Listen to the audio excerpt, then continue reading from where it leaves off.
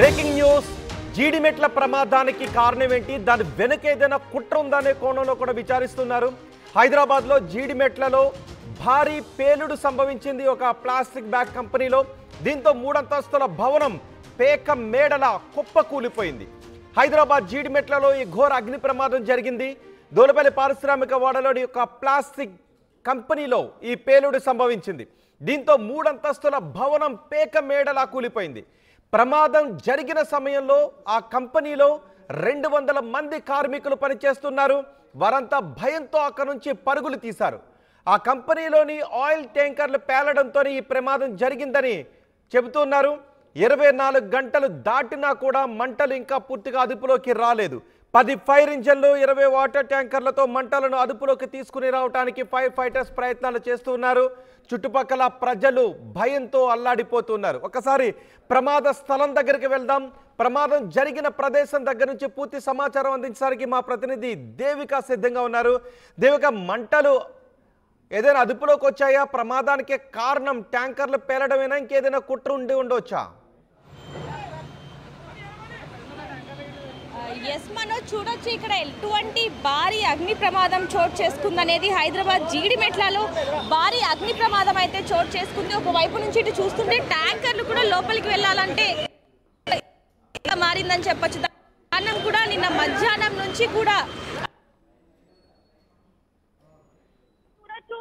Water ట్యాంకర్లు అన్నింటినీ కూడా అతి కష్టం మీద అయితే లోపలికి పంపిస్తున్న పరిస్థితి అని చెప్పొచ్చు ఒకవైపు నుంచి మొత్తం ట్రాఫిక్ జామ్ అయిపోయినా కూడా అతి జాగ్రత్తగా అయితే లోపలికి పంపిస్తున్న పరిస్థితి ఒకవైపు నుంచి చూడొచ్చు ఇక్కడ లోపల ఎటువంటి పరిస్థితి ఉందనేది మనకి చాలా క్లియర్ గా కనిపిస్తుంది దాదాపుగా 3 అంతస్తులు మళ్ళీ పైన కూడా ఒక రేకుల షెడ్ ఉండేది ఇది మొత్తం కూడా ఏదైతే మనం చూసుకుంటే దూలపల్లి పారిశ్రామిక వాళ్ళని ప్లాస్టిక్ బ్యాగ్ కంపెనీలో పేలుడు సంభవించడంతో ఒక్కసారిగా మంటలు అనేది పై నుంచి కింద ఫ్లోర్ కి మొత్తం కూడా వ్యాపించడంతో భారీ అగ్ని ప్రమాదం అయితే చోటు చేసుకుందని చెప్పొచ్చు నిన్న మధ్యాహ్నం 12 గంటల నుంచి కూడా దాదాపుగా ఇప్పటికి 24 గంటలు అయినప్పటికీ కూడా అదుపు అవ్వని మంటలు అని చెప్పొచ్చు ఒకవైపు నుంచి మొత్తం కూడా ఆకాశాన్ని చూస్తే మబ్బులతో మొత్తం కూడా నల్లటి మబ్బులతో ఏ విధంగా కవర్ అయిందనేది కూడా మనం చూస్తున్నాం నల్లటి మబ్బుల్లాగా వ్యాపిస్తున్నాయనేది కూడా మనకి చాలా క్లియర్ గా తెలుస్తా ఉందని చెప్పొచ్చు దాదాపుగా 3 ఫ్లోర్లు మొత్తం కూడా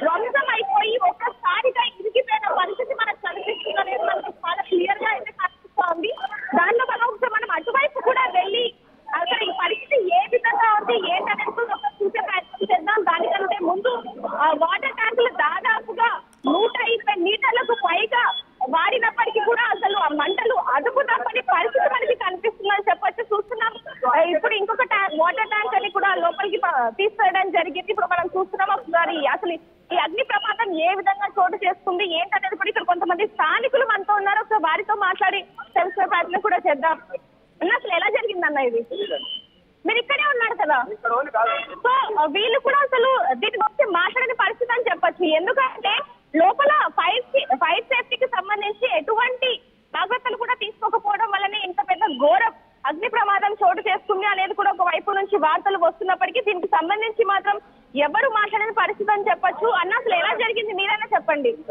మీరు ఇక్కడే కదా ఉంటారు సో చూడొచ్చు మనోజ్ అసలు దీనికి సంబంధించి ఎవరు మాట్లాడిన పరిస్థితి అని చెప్పొచ్చు అసలు లోపలికి కూడా మనల్ని పంపించట్లేదు ఆ లోపల చాలా దారుణమైన పరిస్థితి అని చెప్పొచ్చు మరోవైపు నుంచి చూసుకుంటే ఇక్కడ ఉంటే కూడా ప్రతి ఒక్కరికి కూడా స్మెల్ కి తల తిరిగి పడిపోతున్న పరిస్థితి ఏర్పడిందని చెప్పొచ్చు అటువైపు కనుక ఇందాక మనం చూసుకున్నట్టయితే ఇప్పుడు పోలీసులు కూడా మనతో ఉన్నారు ఒక వార్త సార్ అసలు ఫైర్ యాక్సిడెంట్ ఎలా జరిగింది సార్ అసలు ఫైర్ యాక్సిడెంట్ ఎలా జరిగింది ఒక్కసారి సో చూడొచ్చు దీని గురించి అసలు ఎవరు కూడా మాట్లాడని పరిస్థితి కనిపిస్తుంది మనోజ్ ఈ భారీ అగ్ని ప్రమాదానికి ఒక్కసారిగా చూడొచ్చు బిల్డింగ్ మొత్తం కూడా ఒక్కసారిగా 75% నేల కొరిగిపోయిన పరిస్థితి ఏర్పడిందని చెప్పొచ్చు మరి ఇంత పెద్ద అగ్ని ప్రమాదం అసలు ఏ విధంగా జరిగిందో కూడా అధికారులు ఎవరు కూడా మాట్లాడిన పరిస్థితి కనిపిస్తా ఉంది భారీ మొత్తంలో అయితే మొత్తం కూడా ట్రాఫిక్ జామ్ అయిపోయినప్పటికీ కూడా ఈ మంటలు మాత్రం ఈ విధంగానే చెలరేగుతున్నాయి దాదాపుగా నిన్న మధ్యాహ్నం నుంచి కూడా అధికారులు ఈ మంటలు ఆర్పే ప్రయత్నం చేస్తున్నప్పటికీ కూడా మంటలు ఆరని పరిస్థితి అయితే మనకి చాలా క్లియర్ గా కనిపిస్తుంది మరోవైపు దేవిక ఆ కంపెనీలో పనిచేసే కార్మికులు ఎవరైనా మాట్లాడటానికి అక్కడ అందుబాటులో ఉన్నారా ట్యాంకర్లు పేలడమే ఆయిల్ ట్యాంకర్లు పేలడమే ఈ ప్రమాదానికి కారణమా లేదంటే ఇంకేదైనా కారణాలు ఉన్నాయి? వాళ్ళు చెప్పట్లేదు సార్. అక్కడ ఎవరు ఆ కంపెనీలో పనిచేసే కార్మికులు కూడా ఎవరు అందుబాటులో లేరా? ప్రస్తుతానికి రోహిత్, ఎప్పుడైతే ఈ మంటలు అధికంగా అయ్యాయో అప్పుడే ఇప్పుడు మనం చూస్తున్నాం, ఏదైతే ఈ బిల్డింగ్ కూలిపోయిన బిల్డింగ్ ఉందో ఆ పక్కనే ఒకటి మనకి 4 అంతస్తుల మేడ కనిపిస్తా ఉంది. కార్మికులందరూ కూడా ఇక్కడే పని చేసుకుంటూ అందులో ఉండేవారు. ఎప్పుడైతే ఈ అగ్ని ప్రమాదం భారీగా చోటు చేసుకుందో వాళ్ళందరినీ కూడా తీసుకువెళ్లి జాగ్రత్తగా దగ్గరలో ఉన్న ఒక ఫంక్షన్ హాల్ అయితే పెట్టడం జరిగింది. ప్రస్తుతానికి వాళ్ళు ఎవరు కూడా ఇక్కడ లేరు. మనం అక్కడికి వెళ్ళి వాళ్ళతో ఒకసారి మాట్లాడే ప్రయత్నం కూడా చేద్దాం. ప్రస్తుతానికి చూడొచ్చు మంటలు అనేవి ఏ విధంగా వ్యాప్తి చెందాయి అనేది ఒక్కసారిగా ఈ పారిశ్రామిక వాడలో ఏదైతే కంపెనీ ఉందో అది ఒక్కసారిగా మొత్తం కూడా నేలకు కూలిపోయిన పరిస్థితి కనిపిస్తా ఉంది. మనకు అక్కడక్కడ కనిపిస్తూ ఉన్నాయి. మంటలు అదుపులోకి రాకపోవడానికి కారణం ఏంటి? ఇక్కడ ముఖ్యంగా చూసుకుంటే ఏవైతే ప్రతి ఒక్క ఏదైతే పారిశ్రామిక ఏవైతే కంపెనీస్ ఉంటాయో దాంట్లో ఖచ్చితంగా ఫైర్ సేఫ్టీకి సంబంధించిన కొన్ని పరికరాలు ఉంటూ ఉంటాయి. కానీ ఇక్కడ మాత్రం ఎటువంటి పరికరాలు కూడా లేవు. అదే విధంగా ఇక్కడ కొన్ని ఏదైతే ఈ ఫ్యాక్టరీకి సంబంధించిన రసాయనాలు ఏవైతే ఉంటాయో అవి కూడా ఉండడం వల్ల ఈ ఎక్కువగా ఇవి వ్యాప్తి చెందాయి అనే విషయాలు కూడా మనకి చాలా క్లియర్ గా తెలుస్తోంది. చూడొచ్చు దాదాపుగా చివర చూసుకుంటే అక్కడ చూడొచ్చు రోహిత్, మనకి అక్కడ ఈ మంచుకి అంటే ఏదైతే పొగ ఉందో దానికి అసలు ఏమి కనిపించని పరిస్థితి మనకు కనిపిస్తా ఉంది.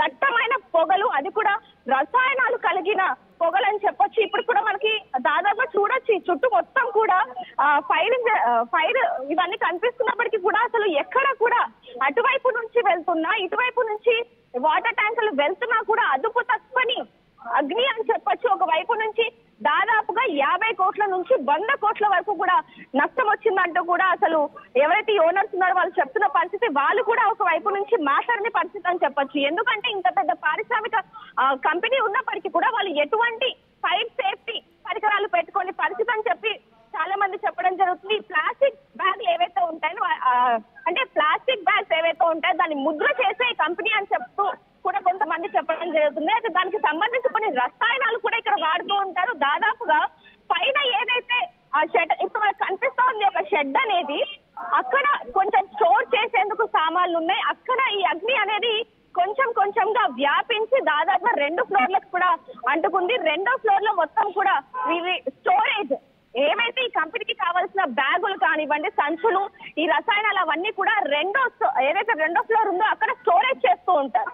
దాని వల్ల ఈ అగ్ని ప్రమాదం అనేది భారీగా చోటు చేసుకుంది. వీళ్ళు కనుక ఎప్పుడైతే ఆ అగ్ని ప్రమాదం కొద్దిగా చోటు చేసుకుందో అప్పుడే కనుక జాగ్రత్తలు తీసుకొని ఉంటే ఇంత దారుణమైన పరిస్థితి జరిగేది కాదు అంటూ కూడా అధికారులు చెప్పడం జరుగుతుందని చెప్పొచ్చు. మరోవైపు అంటే ఏ పారిశ్రామిక వాళ్ళు అయినా సరే అగ్నికి అంటే ఫైర్ సిలిండర్స్ అనేవి ఉంటాయి. అసలు ఇక్కడ ఎలాంటి ఫైర్ సిలిండర్స్ కూడా లేవు. ఎలాంటి జాగ్రత్తలు కూడా తీసుకోకుండా ఈ కంపెనీలు అనేది గత కొన్నేళ్లుగా కూడా రన్ చేస్తున్నారు అంటూ కూడా కొన్ని వార్తలు రావడం జరిగింది. మరోవైపు చూడొచ్చు అక్కడ దాదాపుగా ఇప్పటికీ కూడా రగులుతూనే ఉన్నాయి మంటలు అనేవి. మరోవైపు అక్కడ ఎవరైతే దాదాపుగా ఏదైతే కంపెనీలు ఉందో 250 మందికి పైగా కూలి పనులు చేసుకుంటూ ఇక్కడ ఉంటూ ఉంటారు. వాళ్ళని ఎక్కడెక్కడి నుంచో ఇక్కడికి బతుకు తెరువు కోసం అనేది ఇక్కడికి తీసుకొస్తూ ఉంటారు. సో వాళ్ళందరినీ కూడా అదే ఏదైతే ఇప్పుడు మనకి బిల్డింగ్ కనిపిస్తుందో అది మొత్తం కూడా మనకి నల్లటి మబ్బులతో కప్పేసి ఉంది. అక్కడ వాళ్ళు నివసిస్తూ ఉంటారు. ఈ పొగలు అనేవి ఏదైతే మంటలు అనేవి కూడా మొత్తం కూడా వ్యాప్తి చెందుతూ ఉన్నాయి. మరోవైపు నుంచి అక్కడ చూడొచ్చు అక్కడ ఇంకొక కంపెనీలు కూడా ఉన్నాయి. ఆ కంపెనీల్లో కూడా వ్యాపించే అవకాశం ఎక్కువగా ఉంది కాబట్టి అక్కడ కూడా వాటర్ సిబ్బంది వెళ్ళి అక్కడ కూడా మంటలు ఆపే ప్రయత్నం చేస్తున్నప్పటికీ కూడా ఒక్కసారిగా ఎగిసి పడుతున్న మంటలు అని చెప్పొచ్చు.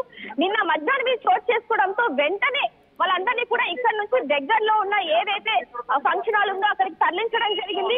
వాళ్ళకి నిన్నటి నుంచి ఎటువంటి ఆహారం లేదు కాబట్టి ఫైర్ సేఫ్టీ ఆఫీసర్లు ఇక్కడ ఉన్న కొంతమంది పారిశ్రామిక ఎవరైతే కంపెనీస్ ఉంటాయో వాళ్ళు కూడా కొంచెం సహాయం చేస్తున్న పరిస్థితి అనేది కూడా మనకి చాలా క్లియర్ గా తెలుస్తుంది. దాదాపుగా 12 గంటలకి పైగా కూడా మంటలు ఆగని పరిస్థితి అయితే మనకి చాలా క్లియర్ గా కనిపిస్తుంది. మనోజ్. రైట్ దేవిక, హైదరాబాద్ జీడిమెట్ల పారిశ్రామిక వాడలో మరో భారీ అగ్ని ప్రమాదం చోటు చేసుకుంది. ఒక ప్లాస్టిక్ బ్యాగులు తయారు చేసే కంపెనీలో ఈ ప్రమాదం చోటు చేసుకుంది. ఇటీవల కాలంలో చాలా సందర్భాల్లో పారిశ్రామిక వాడల్లో ప్రమాదాలు చోటు చేసుకుంటూ ఉన్నాయి. ఆయా కంపెనీల్లో ప్రమాదాలు చోటు చేసుకుంటూ ఉన్నాయి. కెమికల్ ఫ్యాక్టరీలు కావచ్చు, ఇలా ప్లాస్టిక్ కంపెనీలు కావచ్చు. అయితే ఇలా ప్రమాదాలు చోటు చేసుకున్న ప్రతిసారి కూడా అక్కడ ఫైర్ సేఫ్టీ మెజర్స్ సరిగ్గా లేవు అనే విషయం బయటపడుతూ ఉంది. సో ఇక్కడ కూడా ఫైర్ సేఫ్టీ మెజర్స్ సరిగ్గా లేవు అనే మాటలు కూడా వినిపిస్తూ ఉన్నాయి. ప్రస్తుతం నిన్నటి నుంచి మంటలను ఆర్పడానికి ప్రయత్నం చేస్తున్నప్పటికీ ఇప్పటి వరకు కూడా మంటలు ఇంకా పూర్తిగా అదుపులోకి రాలేదు. అది ప్లాస్టిక్ బ్యాగ్లు తయారు చేసే కంపెనీ కావడంతో అక్కడ అన్ని ఫైర్ ఫ్రెండ్లీ మెటీరియలే ఉండటంతో మంటలు ఇంకా పూర్తిగా అదుపులోకి రాలేదు. ప్రమాదం జరిగిన సమయంలో కంపెనీలో 200 మంది కార్మికులు పనిచేస్తున్నట్టుగా తెలుస్తోంది. ప్రమాదం జరిగిన వెంటనే వాళ్ళంతా బయటికి పరుగులు తీశారు. దీంతో ప్రాణ నష్టం తప్పింది. సో ఇక్కడ ఫైర్ సేఫ్టీ మెజర్స్ తీసుకోకపోవడం వల్లే కార్మికులు ప్రాణాలు అరిచేతిలో పెట్టుకుని ప్రాణాలను పణంగా పెట్టి ఆ కంపెనీలో పనిచేయాల్సిన దుస్థితి నెలకొంటోంది అని చాలామంది వాపోతూ ఉన్నారు. ఒకవేళ ఎదురు తిరిగి మాట్లాడితే ఉద్యోగాలు ఉండని పరిస్థితి ఉంటుంది కాబట్టి కార్మికులు కూడా ఏమీ మాట్లాడలేక పని చేసుకుంటూ ఉన్నారు. పరిశీలించాల్సిన అధికారులు, తనిఖీలు చేయాల్సిన అధికారుల అలసత్వంతోనే ఇలా